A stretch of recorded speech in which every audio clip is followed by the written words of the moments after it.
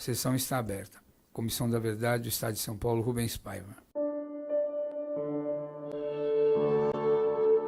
Está instalada a 83ª Audiência Pública da Comissão da Verdade do Estado de São Paulo, Rubens Paiva, no dia 10 de outubro de 2013, na Assembleia Legislativa, Auditório Paulo Kobayashi, sob casos de torturas e mortes de imigrantes japoneses no Brasil.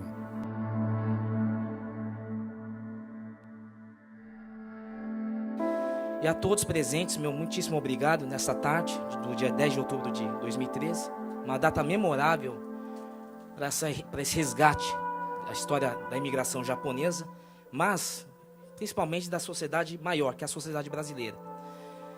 Tudo começou com a produção do documentário, que completou 13 anos, chamado Yami no Ichinichi, o crime que abalou a colônia japonesa no Brasil, que retrata um período muito difícil da nossa história, que foi a ditadura Vargas e as restrições impostas aos estrangeiros e nessa pesquisa aos japoneses, que é objeto do estudo.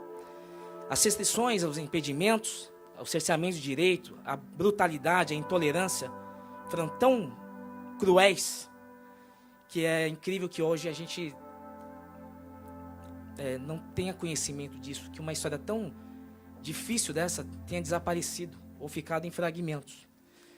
Busquei o senhor Hidaka, hoje ele tem 87 anos, mora em Marília, veio hoje de manhã.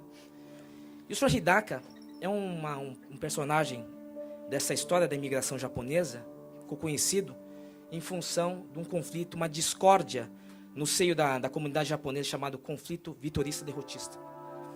Esse conflito vitorista-derrotista foi uma consequência direta dessa ditadura e que se transformou num legado depois em 1946 em diante. O senhor Hidaka, vamos passar um vídeo daqui a pouco para fazer uma ilustração disso.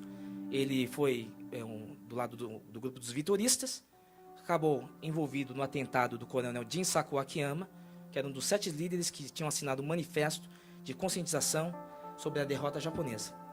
Ele cumpriu pena, mais ou menos 15 anos, foi para a ilha de Anchieta. E além de ter sido envolvido e ter sido essa história principal do documentário, o documentário também relata, assim como ele testemunhou, os casos de tortura e morte de imigrantes japoneses no Brasil. Entender o conflito vitorista-derrotista é necessário, antes, entender a história do Brasil. A história de um Brasil intolerante com os estrangeiros e que, por uma questão de um elemento cultural que nós temos, chama-se cultura da vergonha, essa história foi esquecida, foi enterrada. Para que um outro discurso, logo pós-guerra, pudesse dar lugar, que era o discurso da integração, o discurso da assimilação, da educação dos filhos nascidos no Brasil, os filhos de japoneses nascidos aqui brasileiros.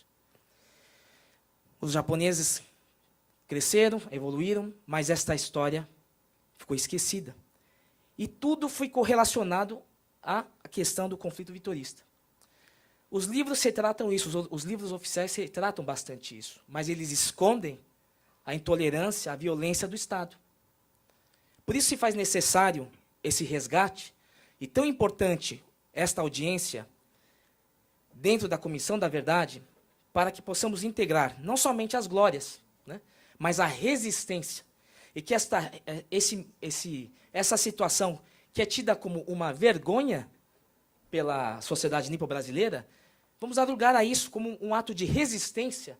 Não que os japoneses ficaram calados, pelo contrário, houve resistência, houve inconformismo, né, e que isso não ficou esquecido.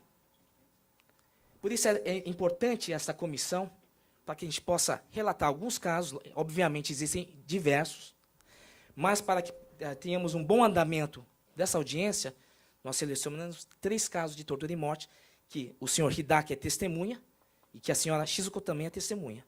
Aqui está presente também, gostaria de cumprimentar a dona Alice Koshiyama, que ela é filha do senhor Fusatoshi Yamauchi, que foi um dos presos, dos 170 presos na ilha de Anchieta, e que é uma grande surpresa ter a presença da senhora. Nós fizemos um depoimento em vídeo com o irmão dela, que ainda mora em Tupã, nós vamos passar o vídeo daqui a pouco para começar essa questão da lista de relatos.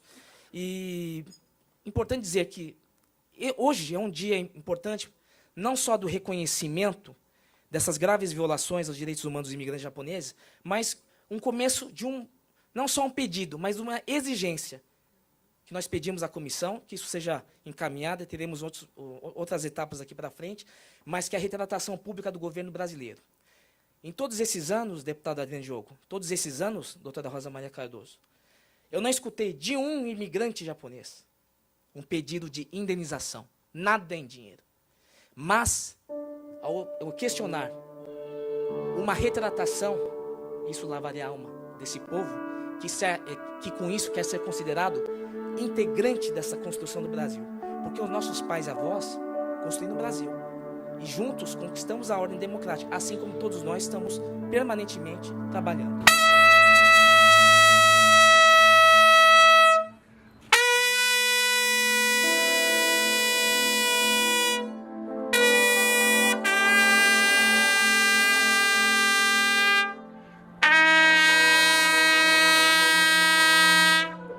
Também, hoje o seu Idaka, a dona Shizuko, e 13 anos de trabalho. Você faz jus à vida dos seus pais, todo o trabalho que eles fizeram com a imagem do Japão.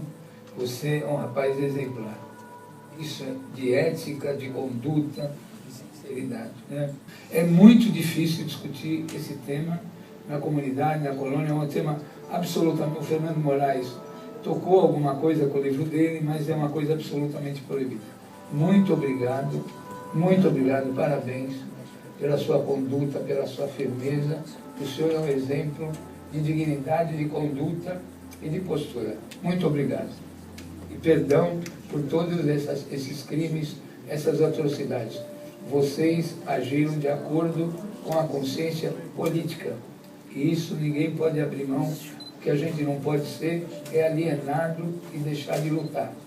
A única coisa que o ser humano não pode é não ter posição política. A posição política é a coisa mais fundamental. É como a essência humana, como a consciência. É a coisa mais importante. Alzirinha, muito obrigado pela sua filha maravilhosa, aquela cantora linda. Obrigado por tudo. A sessão está encerrada. Obrigado.